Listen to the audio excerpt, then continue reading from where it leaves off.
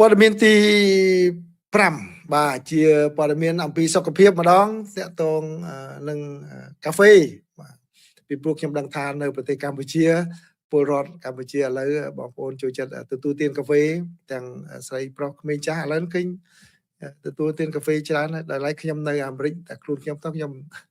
អត់ញ៉ាំកាហ្វេផងញ៉ាំតែបានកាហ្វេតិចតិច decaf កាហ្វេអត់មានជាតិកាហ្វេអ៊ីនបាទអូខេឥឡូវនេះគឺជាការចុះផ្សាយរបស់ទស្សនាវដ្តី Fortune បាទចេញផ្សាយនៅថ្ងៃនេះបាទថ្ងៃ22នេះគាត់សួរថាតើកាហ្វេប្រមាណកែវញ៉ាំកាហ្វេប្រមាណកែវដើម្បីបញ្ជាក់ថាមានសុខភាពល្អ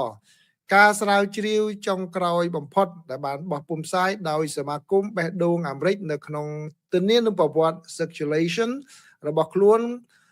គឺសម្រាប់បាននៅចំនួនកាហ្វេដ៏គួរឲ្យជឿជាក់មួយដែលយើងអាចទទួលទានបានណាសម្រាប់មនុស្សពេញវ័យភាគច្រើន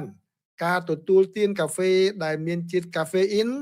រហូតដល់5ពែងក្នុងមួយថ្ងៃគឺប្រហែល400មីលីក្រាមនៃជាតិកាហ្វេអ៊ីនគឺមានសុវត្ថិភាព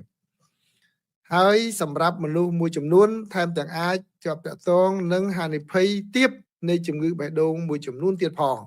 ចឹងអ្នកខ្លះគាត់មានជំងឺបេះដូងគាត់មិនហ៊ានទទួលទានគាត់នៅក្នុងអត្ថបទស្រាវជ្រាវនេះគាត់ថាមានចំនួនដែលអាចនឹងប៉ះពាល់បេះដូងប៉ុន្តែទាបបាទ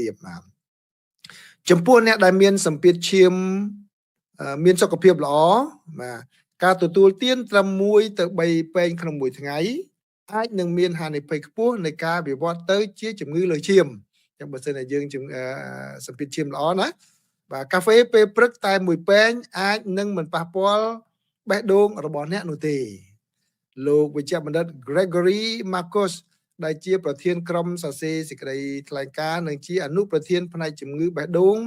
សម្រាប់ការស្រាវជ្រាវនៅសាកលវិទ្យាល័យ UC San Francisco Health បានមានប្រសាសន៍យ៉ាងច្បាស់ថាការទទួលទានរហូតដល់5ពែងក្នុងមួយថ្ងៃមានសុវត្ថិភាពនិងមិនបង្កើនហានិភ័យនៃជំងឺសរសៃឈាមបេះដូងទេដរាបណាវាជាកាហ្វេខ្មៅដោយគ្មានជាតិស្ករឬសារធាតុបំពេញបន្ថែមជាទូទៅការផឹកកាហ្វេពី2ទៅ4ពែងក្នុងមួយថ្ងៃត្រូវបានផ្សារភ្ជាប់ទៅនឹងការថយចុះហានិភ័យនៃជំងឺបេះដូងជំងឺខ្សោយបេះដូងនិងជំងឺដាច់សរសៃឈាមខួរក្បាលប្រសិនបើផឹកលើសពី4ពែងអ្នកស្រាវជ្រាវព្រមានថាហានិភ័យនៃជំងឺបេះដូងអាចចាប់ផ្ដើមកើតឡើងបាទនេះគឺជា